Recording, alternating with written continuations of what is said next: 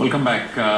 You're with us here on Opening Fire. Sandeep Bharadwaj is back with us on the show. I'd like to give our viewers a brief intro, actually, rather a reintroduction to Sandeep Bharadwaj. Sandeep Bharadwaj has been in the market for a long time. Viewers used to regularly watch him till about 2012 when he, for his compliance reasons at places where he was working, he wasn't allowed to come back, but now he's back. And I can tell you, back then, Sandeep had usually on any given day he had a very contrarian view, because the market got very bearish in 2013, but in 2012 market was still pretty okay. It wasn't really that bearish. Sandeep was extremely bearish about the next 2 years, and safe to say that the viewers spanned out. Now though, Sandeep is very bullish. Sandeep, you can correct me if I'm wrong. That's because I think, as you pointed out, Prashant, that's because the markets have turned a little bearish, right? I don't. But I have to say, I used to watch Sandeep, and I have to say that it's always great television to have someone who's contrarian. Yeah, absolutely, and it helps if you're right? Yeah. So, Sandeep, so why are you bullish? Are you bullish? First up, are you bullish? No, I've been bullish. I've been saying since 2012, for the people whom I've spoken to, they remember that I was bullish only after saying that when the elections happened in 2014, I'll be bullish after that. Because all my bets were on the Modi government. And as you know, since 2008, I've been on your channel, and I've been so vocal about all the stupid policies that the previous government had come out with, which was destroying the economy, destroying the country. And the only silver lining I could see was the change in government. And that has happened. And as you can see, with 60 days in power, this government has delivered a lot. And the most bullish thing about this government is that they listen, and they are pro-India, pro-country, and they talk about national views. And they practice it, and that's a very pleasant change. Since independence, no government has actually done that, has taken national interest into consideration. So that's a pretty dramatic statement to make. I'm not. Just look at it. Look at the history. It's not even a lost decade. It's lost 6 decades of this country. Following socialism, look at what Indira Gandhi did in 1970, nationalizing banks and all the corporates. And look at the reason why it was done. It was done primarily because the political funding was not being given to Congress, and the only way she could neutralize the opposition was take away the businesses that they used to own, the Raja Maharajas and the businessmen. So when you cut down on the funding, then automatically your opposition dies. And the other most important thing is that prior to that, political funding legally by check was allowed, and she banned that, and that gave birth to pseudo nationalism under the garb of socialism, and that has led to the destruction of say the so-called public sector banking, the whole ecosystem. 44 years, and I don't see why this government is still pursuing those ghastly policies. My only concern with the current government now is that if you were to add all the cumulative amount of taxpayers' money that has gone into recapitalized and the non-performing assets of the PSU banks that has come into picture after nationalization, and you compare that with private sector banks, this amount will run into several lakh crores.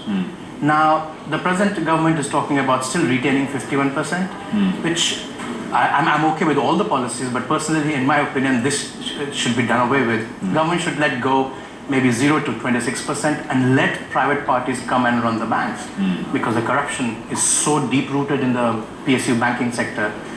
We all know about it, and nothing can be done about it, because one government change to change the way the whole system works will take a lot of time. And even if they do end up doing that, it will require a lot of policing. So you'll have IB intelligence chasing all the bank officials. Now, do we need to throw away all the resources just to ensure that these PSU banks work the way they should be working? I think no. So that is something that is I'm not very bullish on.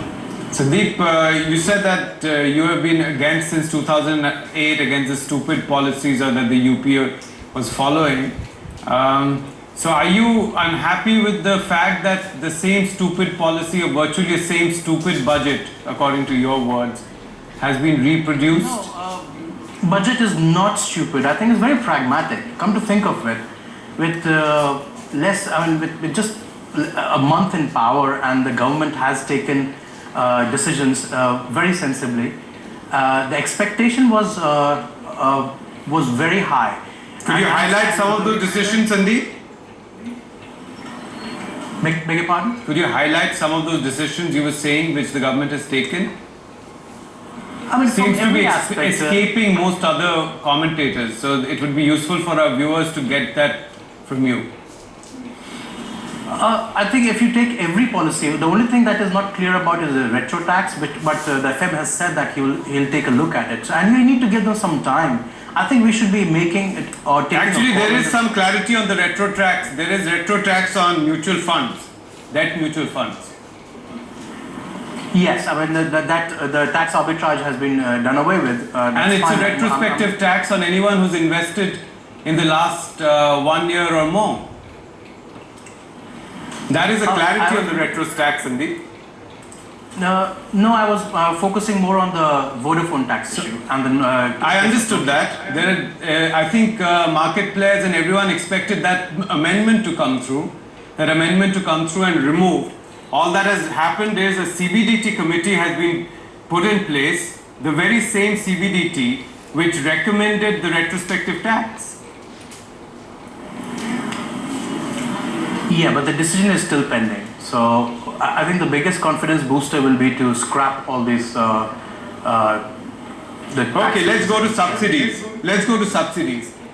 Subsidies announced in the interim budget amounted to 2.5 lakh crore, right? Let's look at the fuel subsidy. Fuel subsidy has been reduced and kept exactly where the interim budget was. Fertilizer subsidy has been increased by 4,000 crores. Okay? And Manrega has been increased by 4,300 crores. Food subsidy has been kept exactly where it is. In fact, probably Chidambaram had indicated that it will go down. It is being kept exactly where it is. The commentary coming out on LPG is that not only is the number of LPGs not going to be reduced, subsidized LPGs, more LPG connections are going to be increased. I don't see where you see a major change between what was there in the interim budget and now. The thing is that, as I mentioned earlier, 30 days is too short a time to take a call on such major decisions. But what I'm very positive about is like scrapping of Manrega, not in totality. So it's been from making it consumption. Where you're getting your information from. The outlay has been increased. Mr. Jaitley has come and said Manrega is going to be increased. He's on record saying that. I agree with you, but the point is the shape and form of Manrega will change. If you have noticed what the government is talking about, the villages will be allowed to plant trees and own them along the side of the road. Now that's a productive way of subsidizing it. If you're just distributing food and labor for free, if you see what happened since 2006-07, since Narega and Manrega have been introduced, you go to hinterland and you see that people are digging the same ditch for over 4 years and they get paid whatever needs to be paid, and 90% of the money used to be siphoned out. So the money was not reaching what it was meant to be. What I am focusing on is the delivery of this subsidy. Now this subsidy, instead of being handed out as alms, and the way it's being handed out to beggars, if that were to change, and that were to change in the form of having a productive asset base, then of course that's very pragmatic, and that subsidy can be reduced because that subsidy can lead to further multiplier effect in the economy. In the previous shape and form, it was a dead investment. All the taxpayers' money was being siphoned out, and that's what was the most concerning part of it. I do not favor Narega Manrega because I think charity can never be a right. And that's way of the long-term sustainability of any government or any country will be jeopardized in the form and shape of giving subsidies. So what this government is effectively doing, if you look at the broader picture rather than going at the micro picture, because once again, micro picture can only be sorted out over a period of time. And that will take about 6 months to 12 months before we can come back and say and take a view of what they have done is right or wrong. And I'm willing to give that much time to this government, because the intentions are very good. Intentions are pro country. They understand the problem and they come up with solutions. So that's the reason I'm so pragmatic. You are obviously talking to some people in the government, which is not available to most other, because as you know that this government has not spoken a single word. There is virtually no information coming out.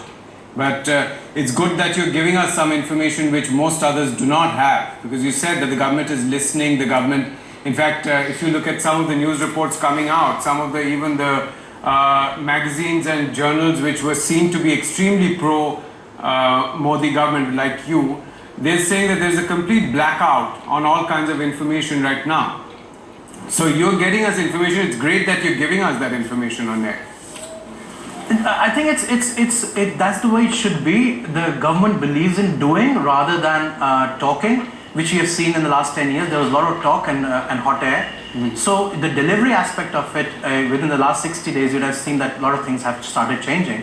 So of course, we will see that in the coming weeks and months, the way things are going to change. So you're saying that we should give time, right? I mean, that's basically the contention. Yes, and the expectation was too high, which is not wrong. People expected a lot from the Modi government, and it's right to expect because he is going to deliver. But all we need is some patience. 10 years we've gone around seeing the complete devastation of our economy. And okay, let me put it in a different context, right? Okay. Has there been any period in time, Sandeep, right? And we'll get to the market in just a bit, but I think this is an interesting discussion right here.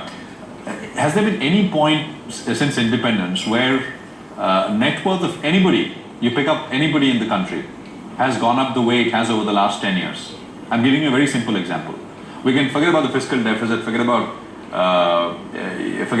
everything else, right? Between 2004 and 2009 or 2010, has there been any such period where the total net worth of anybody, you, me, anybody else, right, has multiplied the way it has in this period?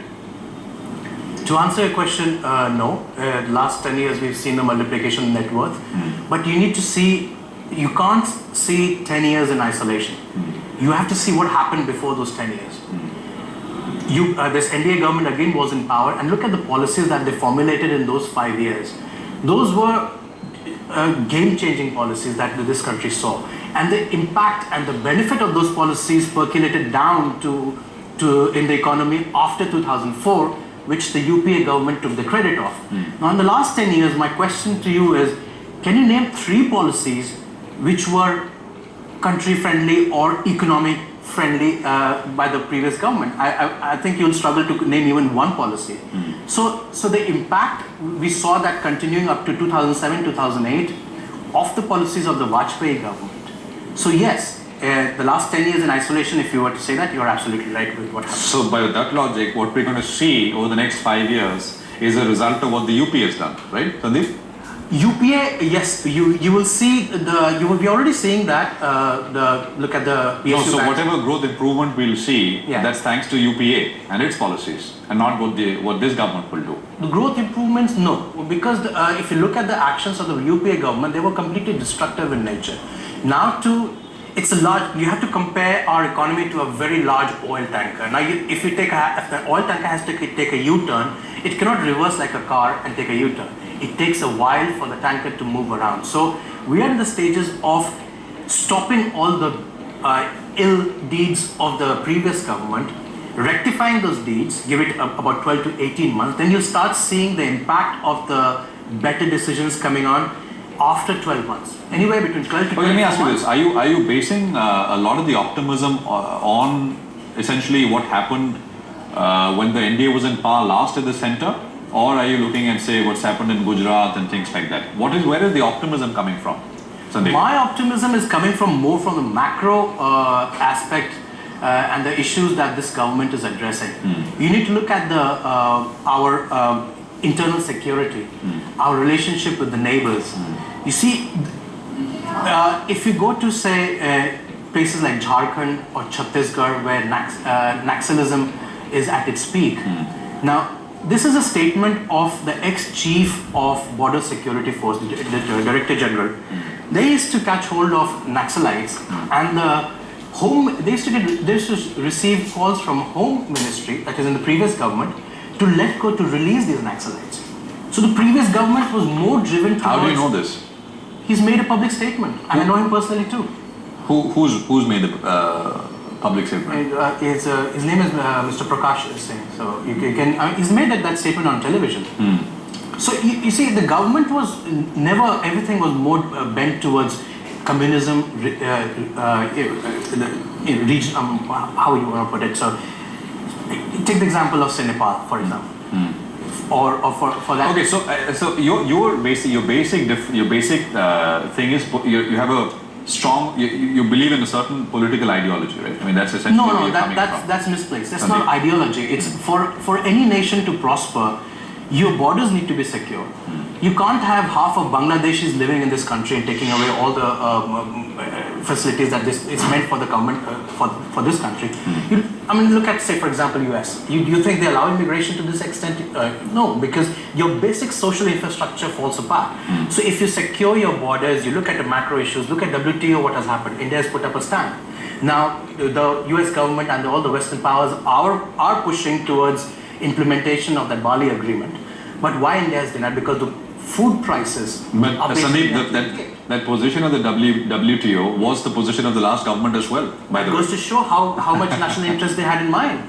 No, the current position, India blocking it, it was the same stance of the last government, under the last government. No, there was a difference. The last government agreed to changes in this policy, in this particular aspect in 2017. Now, if we were to sign the WTO in present shape and form, and if 2017 were not to happen, then we are doomed. You know, we can't have food subsidies 10% of the value of the production based on 1988 prices.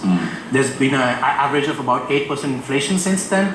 The rupee has lost value. I think in 1988 the dollar was around 14, 15. Today it's at 60. So we'll be wiped out. And look at the subsidies in Europe and in the US. The highest subsidies is towards the farming sector. US gives up about $120 billion. Europe is 85 billion euros, to the same almost 100. You know, but this entire, I think this is a completely different topic which needs in-depth, but the basic point is many mistake this, the negotiations to be about consumer subsidies. It's not about consumer subsidies, it's about producers. It's producers. It's about producers. Yes, absolutely. Right? Every country needs to have the food security. If food subsidy is such a bad thing, then why is US going and Europe giving farm subsidies? So it's the shape and form in which it's delivered. As you said, it needs to be debated more. They give subsidies directly in terms of production-led. Ours is more towards the price-led. So that's a fundamental difference. But our position is very clear. And for the first time, our government has put a foot down and sticking by its decision. So you see, that's a national confidence building. Are they taking a fair enough, strong enough stance in terms of what's happening in the Middle East? Israel, Gaza, you think? It's still a bit vague, but I think we have our plates full. We have more to worry about the Mujahideen and the ISI infiltrating our borders, and Saharanpur to look after, and Moradabad. Yeah. So. Okay, let's just get back to public sector banks, which essentially was what we thought would be the focus of this discussion, right? You began by that. So your problem is the government should not be down to 51%. In banks like Punjab National Bank, State Bank, etc., government holds about between 58, 59% or so. Yeah. The current plan is that they'll go down to about 51. You think they should actually sell down even more, and government should be anywhere between 0 and 26? Is that what you're saying? Yeah, if I were given a choice, I would just get rid of all the public sector banks. It's not the job of the government to run banks. And last 44 years have proved that. And I'm not saying this government can't change things, as I said. So you want financial deregulation? Financial deregulation will be the biggest booster for the economy of our country. So that's the revolution that can happen in this country and take us forward. And I know this counter would look very cliched, but the point is, isn't that going? Taking the same road that the US has taken? There was massive financial deregulation, and look at what's. Financial deregulation. We're not talking about. It shouldn't be regulated. RBI should always regulate, but I'm talking about the ownership of the banks. Ownership can be with anybody. It can be with Indians or with foreigners. It doesn't make a difference. And the foreign ownership and so-called, it's more like it's the most negative aspect of our national thought process is that anything to do with foreign is bad. We are starved for capital. Let the capital come from anywhere that needs to be. You need to regulate it, you need to collect your taxes, period. There's nothing more to it. Let them run the way they want to run it, so long they follow our rules. And so long you can implement those rules, you're in good stead. Take the case of UK. It's the most, in the way they think, they are like at least 60, 70 or 100 years ahead of us in terms of national thought process. After 1947, they lost India. In 1950s, they lost Egypt. But Bank of England made a resolution that we'll still rule the world, not in the colonial form, but in financial form. Look at Britain. There's no production. There's only service industry, and look at the value of the pound. Only because they don't care who owns what. So long it's within the soils of the UK, so long they can collect the taxes, that's what matters. And that's what is the most important aspect. The sooner we realize it, the sooner we can come out and become more developed nation and more evolved nation. Gas pricing, do you think that the government needs to quickly act and let it reach its market levels? Government needs to act, that's right, but I'm not sure about going at the market level, because the way production agreement was designed, it was never linked to market agreement, it was linked to the production cost. However, it's most bizarre that it's cost plus basis, which is not to be heard of anywhere in the world. So I think the decision should be taken fast, and we should not be paying international prices, because at one time it dipped down to $2. We didn't get to see those prices. So linking it with international prices is not something that we should be talking about. Do you have any view on what the fair price should be? I think we should look at the cost of production in a more pragmatic way rather than an inflated way. So and then base it, because it's a national. It is a national asset, and exercising the claim on a national asset at the cost of the country is something which we can't afford. But the production sharing agreement would entails a degree of regulation. Don't you think that there should be some deregulation in that space? When you say production sharing, how do you mean by that? I'm saying that if you look at the production sharing agreements, they themselves, as you said, that they are not linked in any way to international prices. They're based on the cost of production, right? And on top of that, there's a cost plus on which you pay. But there are various formula which obviously hasn't been yet arrived at. We saw the Rangarajan Committee's formula, which works out to about 8.8. There are other formula within the Petroleum Ministry where if crude is at about $300, then the gas price will be about $5.2. So there's a wide range of formulae that the Petroleum Ministry is looking at. But at the end of the day, it amounts to saying that private sector has no role in fixing prices, and market forces should not actually prevail in determining what the prices are. How come that same argument is not taken to other forms of fuel, for instance petrol and diesel, where we guarantee import parity prices? See, oil and gas are two different assets to talk about. I think we should talk about gas in isolation rather than comparing it with diesel or petrol. So the gas aspect was, when it was initially designed, it was the estimates were about 12,000 crores for the exploration. Now the cost of exploration has shot up to almost 1 lakh crore. The production was supposed to be more than 80 MMBTU. Now it's down to 9. So the cost of production per MMBTU has gone up, I think, like 20 times, approximately, give or take. Now, where in the world any player will be allowed to inflate or increase, if you were to call it, the cost to such an extent? That's completely unheard of. The cost plus formula is flawed, fundamentally flawed, because it incentivizes the producer to increase the cost without any accountability. So that needs to be looked at. It's the same case that if you look at... You don't think that the corollary in the petroleum pricing mechanism, which the CAG has actually attacked, also holds, because essentially it's absolutely no concern of, let's say, an IOC or anyone, or even Reliance, to actually improve GRMs, because it's absolutely given our other cost efficiencies, because they get a guaranteed refinery gate price. If you look at the previous policy of the Vajpayee government, they had linked it to the market price. The UPA government came and took one step backwards, and again, after increasing the subsidy burden to such great levels, they thought of going it back to the policy which was there prior to 2004. So my view remains that diesel and petrol prices should be market linked, and always market linked, so the likes of HP, BP, IOC can function like a normal commercial entity. So and the subsidy that is given out to people should be stopped, even in kerosene for that matter. So for the oil, petrol, diesel and kerosene, I totally hold the view that there should be zero subsidy. Gas, when we talk about gas, there is no subsidy in the picture. We're talking about commercial extraction of gas, where the extractor takes his share of profits. Now, if that context or the very thought or the idea behind is compromised in any fashion, we as a country stand to lose. Okay. Sandeep, I'd just like your thoughts on the markets. I mean, where you're pretty active as well, right? Yes. So what's your view? I mean, are we headed substantially down? Is this the second correction? Or do you think the fall will be very shallow? What's your sense? I think fall will be very shallow. Market is already discounting the quarterly numbers that we are seeing. Market has already gone up 20% since election time, and it is looking forward, looking in anticipation how the economic indicators will turn for good, for better. The GDP is going to take we should see a rise in GDP, so all GDP-linked stocks should do well, sectors.